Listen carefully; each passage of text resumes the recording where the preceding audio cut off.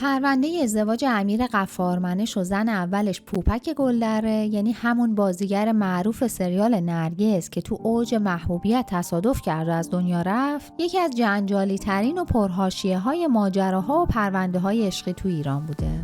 پدرای هر دوشون از زندانیای سیاسی دهه 60 بودن و حتی احتمال اعدام گرفتن قاطی بقیه اعدامیای دهه 60 رو هم داشتن. اون دوتا تو رفت آمد به زندان واسه ملاقات باباشون، در حالی که سن و سالی هم نداشتن با هم آشنا میشن و احساس میکنن عشق ابدیشون رو پیدا کردن.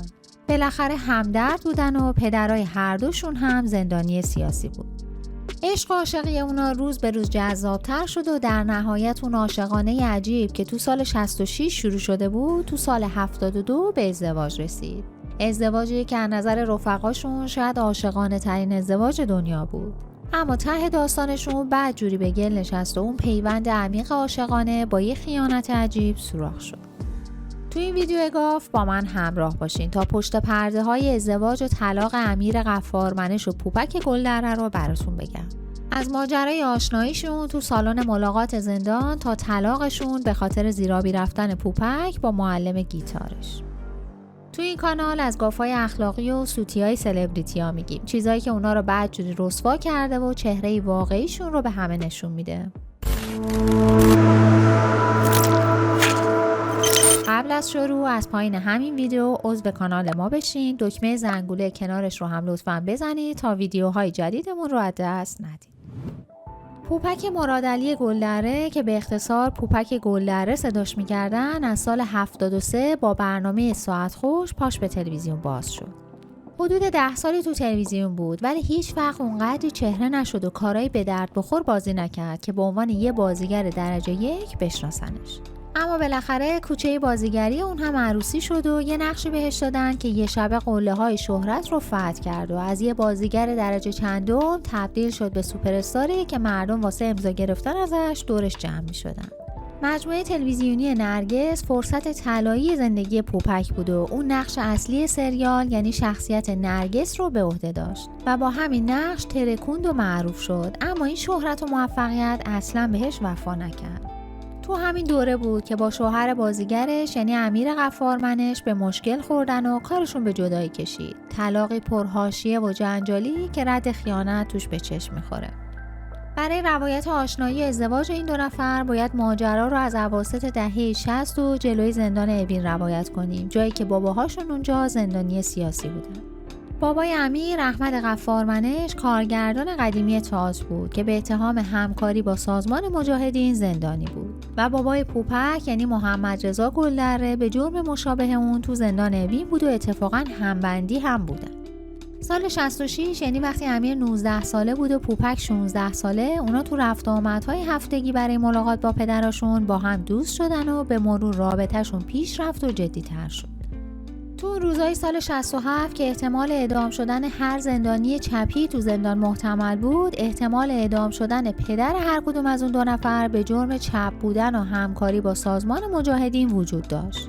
اما هم بابای امیر شانس آورد و اومد بیرون و هم بابای پوپک. دوستی امیر و پوپک هم ادامه پیدا کرد و در نهایت تو سال 72 کارشون به ازدواج کشید. اونا با یه مراسم خیلی ساده و جمع و جور و یه عقد محضری زندگی مشترکشون رو شروع کردن. زمانی که ازدواج کردن پوپک 22 ساله بود و دانشجوی روانشناسی و امیر هم 25 ساله و یه هنرپیشه بی‌نام و نشان تئاتر. امیر غفارمنش هستم، دانشجوی سال سوم تئاتر در رشته ادبیات نمایشی. از سال 67 فعالیتم رو در تئاتر شروع کردم با کارهایی به نام هومولوس و هلن، بازگشت از خانه، مزارات دخانیات و نیلبک و من چند تا کار دیگه که حالا گفتنش ضرورتی نداره.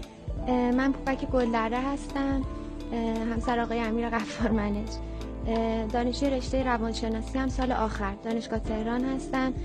به کار هنر علاقه داشتم ولی زمینه پیش نیامده بود که بتونم توی تلویزیون برنامه‌ای داشته باشم. ولی بعد از ازدواجم به کمک آقای غفارمنش اولین کاری که اومدم ساعت خوش بود. امیر که از سال 68 به واسطه تشویقای باباش بازیگری تو تئاتر رو شروع کرده بود، همزمان با ازدواجش تونست اولین رول تلویزیونیش رو بگیره و برای بازی تو مجموعه تلویزیونی به نام همسایه‌ها جلوی دوربین حسن فتحی بره. همسایه‌ها یه سریال ماه رمضانی بود که سال 72 برای شبکه 1 ساخته و پخش شد، اما نقطه عطف حضور امیر غفارمنش تو مجموعه ساعت خوش مهران مدیری بود که سال 73 پخش شد و خیلی هم پرطرفدار شد. هنرپیشه‌هایی که تو ساعت خوش حضور پیدا کردن طی سالهای بعدش معروف‌ترین هنرپیشه‌های فیلم‌ها و سریال‌های طنز ایران شدن و شاید امیر غفارمنش از گمنام‌ترین هاشون بود. امیر غفارمنش میگه پوپک اولین شاگرد خصوصیش بود و همینطور که نقشای بیشتری تو سینما و تلویزیون بهش میدادن سعی میکرد پوپک رو هم راه بندازه و اون رو هم وارد تلویزیون کنه. حتی مهران مدیری رو هم قانع کرد که چند نقش کوچیک تو ساعت خوش بهش بدن. اما برخلاف انتظار این دو نفر هرچی جلوتر میرفتن پوپک دانشجوی روانشناسی پرکارتر و شناخته تر میشد و امیر غفارمنش که به قول معروف خاک صحنه تئاتر رو خورده بود کمکارتر و یا حتی شاید هم بیکارتر. تو اون روزای بیکاری امیر پوپک گلدره با سریال دنیای شیرین بهروز بقایی حسابی ترکوند و تو 26 سالگی کارش دیده شد. معروفیتی که شاید مطلوب امیر غفارمنش نبود و بعد از اون امیر سعی کرد کنترلش کنه و یه جورایی مدیر برنامه زنش شد و پوپک بدون تایید امیر غفارمنش نقش تازه‌ای رو قبول نمی‌کرد.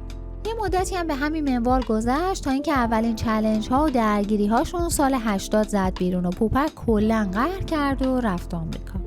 بعد از اینکه پوپک امیر رو تنها گذاشت و از ایران رفت یه حاشیه تازه هم زد بیرون. تو رابطه اونا یه نفر سومی هم پیدا شد که میگفتن ظاهراً با پوپک رابطه داشته.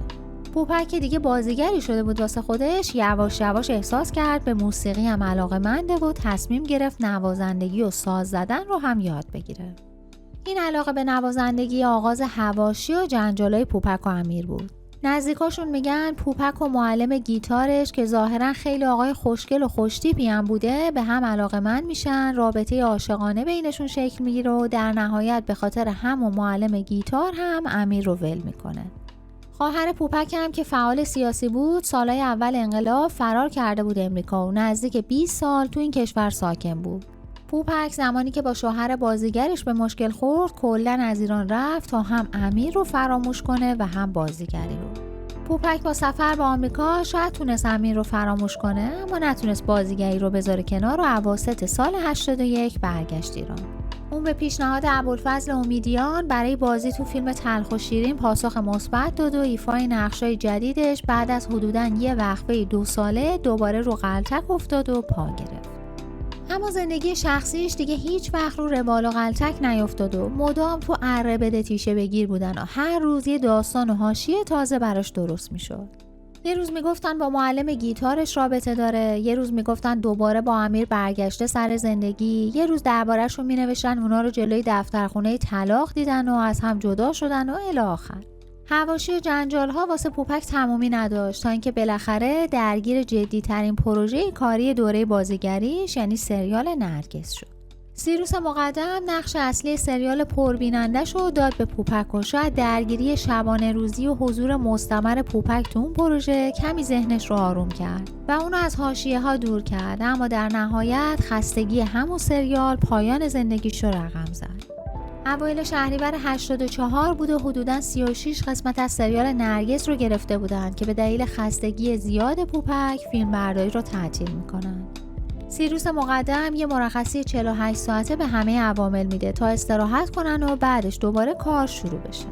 عوامل سریال در حال فیلمبرداری بخشایی از کار تو نوشهر بودن و وقتی سیروس مقدم به عوامل استراحت میده پوپک واسه خودش برنامه یه سفر کوتاه به نور رو میچینه. پوپک تقریباً 10 شبانه روز مدام جلوی دوربین بوده، یعنی جز چند ساعت خواب و وقت غذا خوردن استراحت دیگه‌ای نداشته. اون یه جای دیگه کم میاره و خسته میشه و میگه نیاز به استراحت داره تا مغزش باز بشه و بتونه کار رو ادامه بده. پوپک گلدره همون شبانه با یه پیکان خطی از نوشهر راهی نور میشه تا برسه پیش یکی از دوستاش و تایم استراحتش رو در کنار دریا با اون سپری کنه، اما هیچ وقت به نور نمیرسه. حالا اینکه اونی که تو نور منتظرش بوده معلم گیتارش بوده یا یکی دیگه هیچ وقت معلوم نشد. راننده ماشین خطی که پوپک هم توش بوده تو مسیر نورشهر به نور حین سبقت غیر مجاز با یه پژو آردی که از روبرو می اومده شاخ به شاخ میشن. چنان تصادف وحشتناکی بوده که 7 نفر از سرنشینای 2 ماشین درجا کشته میشن و پوپک هم با وضعیت بسیار وخیم منتقل میشه بیمارستان و میره تو کما. پوپک نزدیک به 8 ماه تو کما میمونه و در نهایت 27 فروردین 85 خبر میرسه رو تخت بیمارستان تموم کرده. پوپک آخرین روزای زنده بودنش رو تو بیمارستان مهر تهران گذروند و بعد از مرگ هم تو قلعه هنرمندان بهشت زهرا دفن شد. با مرگ پوپک گلدره عملاً پرونده رابطه اون و امیر غفارمنش هم بسته شد. 1-2 سال بعد هم امیر غفارمنش مجدداً ازدواج کرد و از همسر دومش یه پسر داره به نام راستین. امیر توی مصاحبه مفصل حواشی و خصوصیای ازدواج اولش رو شخم زده و بیرون کشیده. اون میگه پوپک هرچی داشته از اون بوده، اما وسط داستان اونو ول کرده و رفته. غفارمنش بدون اینکه اشاره مستقیمی بکنه انگار یه جورایی میخواد بگه جوانمرگ شدن پوپک کارمای طبیعت بوده که به اون نامردی کرده و ولش کرده. اما هنوز هم وقتی صحبت از پوپک میشه با اینکه تاکید داره خودش پوپک رو بازیگر کرده، اما از عواطف و احساسات همسر سابقش به عنوان نقطه عطف اون تو بازیگری یاد میکنه. پوپک گلدره با احساس داریم، تمام آنچه که پوپک رو جلوی دوربین میبرد جلو که این نقش رو خلق کنه احساسش بود و احساسش و غریزه بازیگریش جلوتر از تکنیکش حرکت میکرد و انسان با احساسی بود. ممنونم که تا پایان ویدیو همراه من بودین. لطفاً نظراتتون رو پایین همین صفحه با ما به اشتراک بذارین و اگه هنوز عضو کانال نشدین خوشحال میشم با عضویتتون از کانال گاف حمایت کنین.